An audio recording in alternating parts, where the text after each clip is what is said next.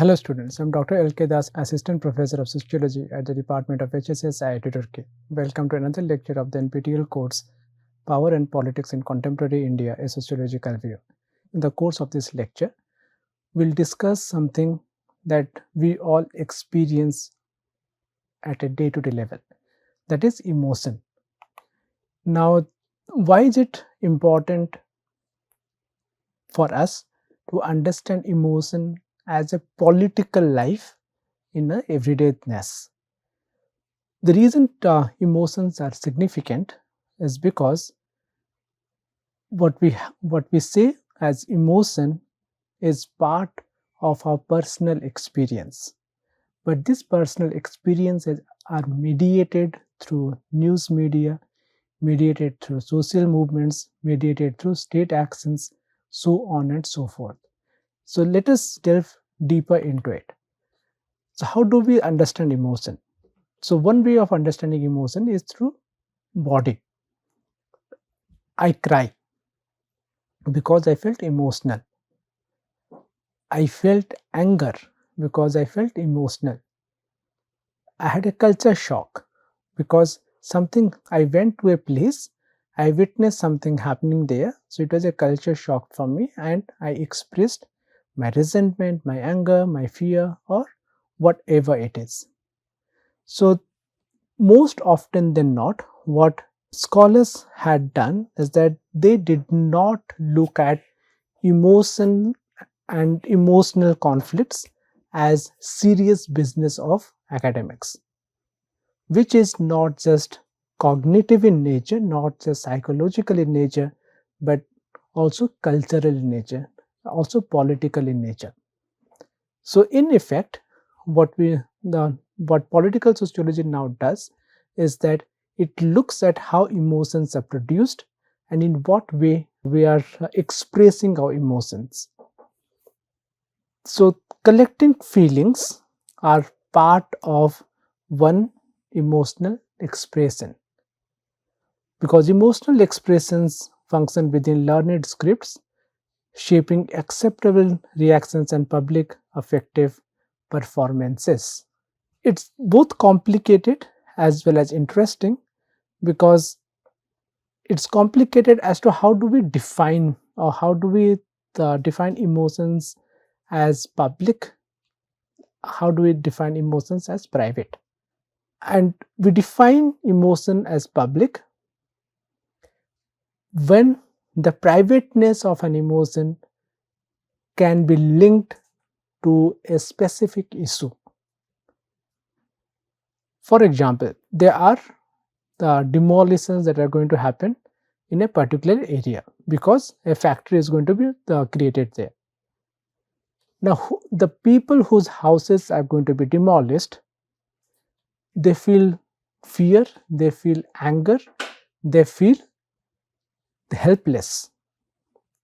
Now, when these three kind of emotions come together, either you drew yourself back, become frustrated, and raise your arms that you cannot do anything about it, or when you make it an idea or an issue of identity, an issue of class, an issue of caste, an issue of gender, then your personal emotion becomes part of a relational aspect of affective economies. You're getting emotional, you're getting frustrated not just because you're going to lose your house, but because you're going to lose an entire ecosystem of which you were a part. An ecosystem which is built on kinship relationships between living and non-living, between land and the people, between forest, farmland, and their neighborhood. At the same time, it's also about what relations you have within your family, within the wider society. Or the example of a dam. When a dam is constructed, a river is flowing from here, a dam has to be constructed at this side. But when the dam is being built, it's not going to follow the path of the river only. Rather, it's going to submerge an entire area of landmass where civilizations, cultures, villages, towns had thrived. So, what in effect we are doing is that we are looking at the relationship between one person's problem and a public issue. And when we relate both of them, we realize that communities are the ones where some of these emotions get their political manifestation. And when it is about everyday politics, as you discussed about James Scott, it's also about micro forms of resistance. Micro forms of resistance through humor, creativity, and embodied practices in which we make fun. We make fun of how an insult has been carrying out. And an insult, when it is transformed into an emotional injury, it becomes a powerful tool in the hands of the person or the group to commit itself to political meanings. Unless and until it is done, we do not know or we do not understand how emotions work. In South Africa, as the popular story goes, Mahatma Gandhi, before he became a Mahatma, he already had a valid first class ticket. But in apartheid, in an apartheid society, he was not allowed to sit in the first class. So he was thrown out of his cabin. And once he was thrown out, it not only acted as a powerful tool to undermine his credibility, his own persona, but Mahatma Gandhi used it, his insult, as a product of racism, as a product of apartheid, and as a product of broader political and cultural tropes. So, in effect, he fought and resisted against it and became the Mahatma. So, we have different sides of contestation. One side of contestation that I had given was that of construction of a factory or the dam, and how people feel about it and how they would like to negotiate or resist. Collective resistance is not only about not leaving the site. Collective resistance could also be about getting better compensation, because money is a factor when you are willing to sell off your land. Otherwise, how do you expect that one person gets 1 crore for an acre, whereas another person is getting 50 lakh for an acre, or some places even much less than that? So, contestation and sites of contestations are interesting to locate and interesting to see why it is being carried out and what are the different ways through which it is being carried out. So, emotional governance is associated with state power and its power of coercion. For example, the Taylor's work on emergency in India shows how mass sterilization and displacement produced emotional trauma and insecurity structurally. Because what it did is that people did not know what is going to happen to them and who is going to be sterilized. And if they are going to be sterilized, then probably something is wrong. Are human beings dogs and cats that they have to be sterilized by the government's order? If not so, then how do you counter it? You counter it by first being emotionally aggrieved, by questioning the governance structures, by questioning what is happening in the society and what is being normalized and what should not be normalized. Like Sanjeev Barua argues about insurgency era Assam, which normalized violence, which shrunk civic space and creating emotional insecurity. So the memory, silence, and emotional narratives are also created in order for some memories to be given a lot more emphasis than others, particularly memories which are associated with suffering. the entire discourse on emergency, the entire discourse on partition, we get to hear, we get to read the memories, the silences, and the emotional narratives of people of that period. What they experienced when they were moving out from their respective lands to a new land, how they came, how they adjusted. Every family has a story. Every person has a story about what they did. Media is also also has a significant role here, because what media does is that it manipulates some of the emotions that are there. If you remember recently, after the sad demise of Bollywood actor Sushant Singh Rajput, there was a lot of media managed emotion that was created. And one innocent individual female individual was targeted for that day in and day out. She was imprisoned, what not happened to her. But at the end of the day, the law of the land found out that she had done nothing at all.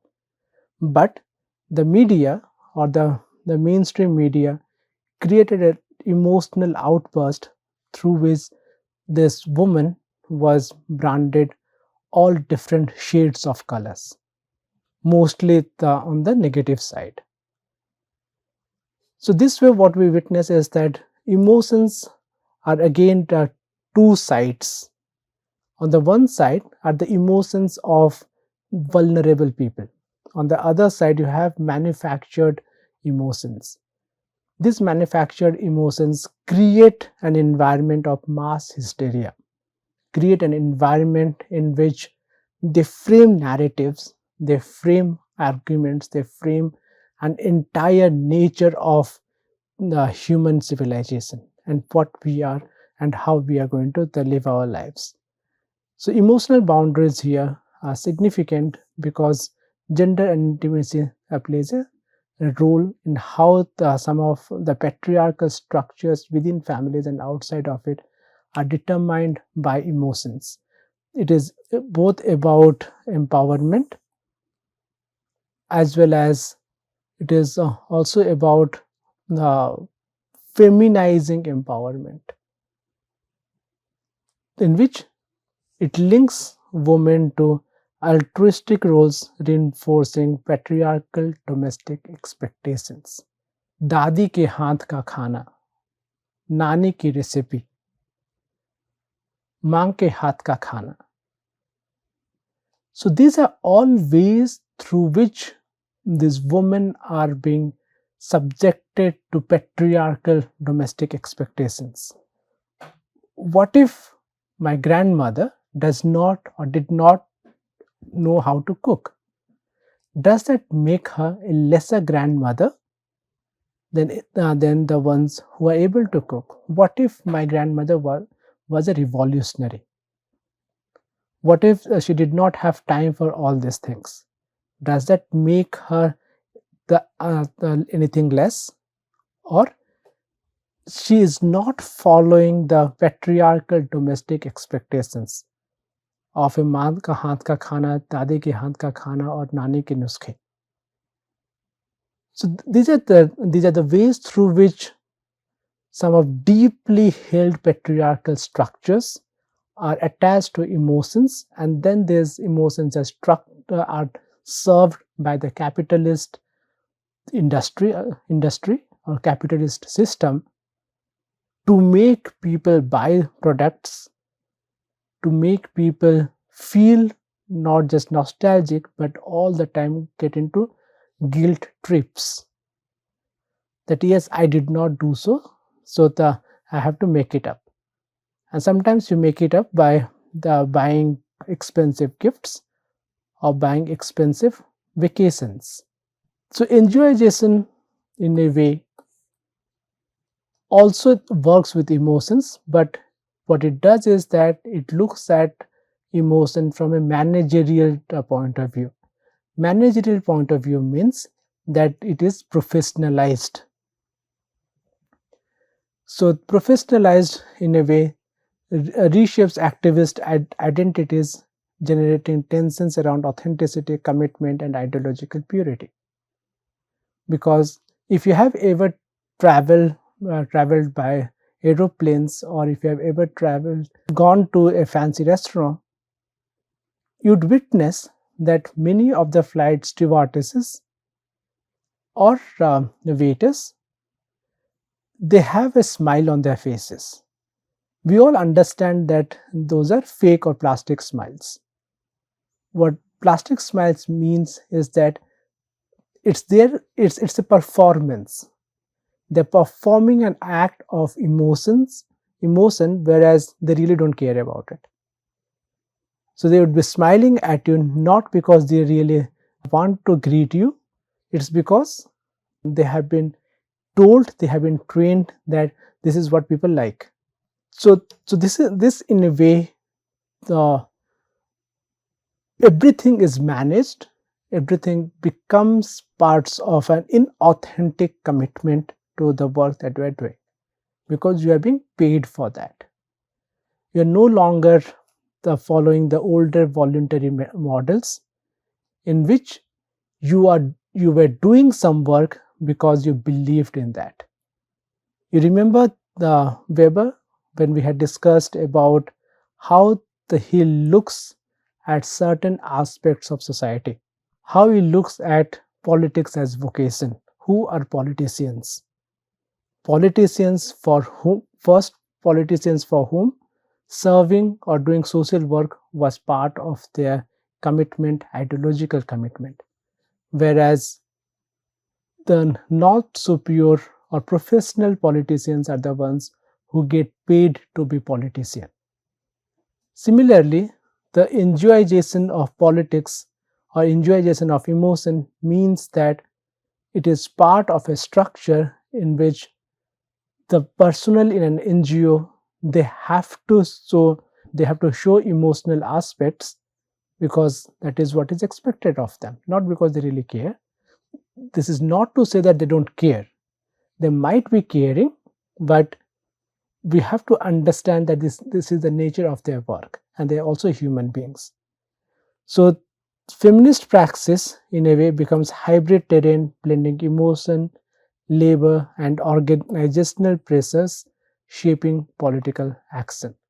So everyday resistance, as I had discussed even in the previous class, is part of your cultural identity, your emotion, and as Ali Ahmed speaks, it is part of the Westoxication, in which West and its epistemologies, its ontologies are always emotionally more rational than the ones who are from the Orient, where we are emotional people, and the way we look at it, we are always looking at it from a non-rational aspect.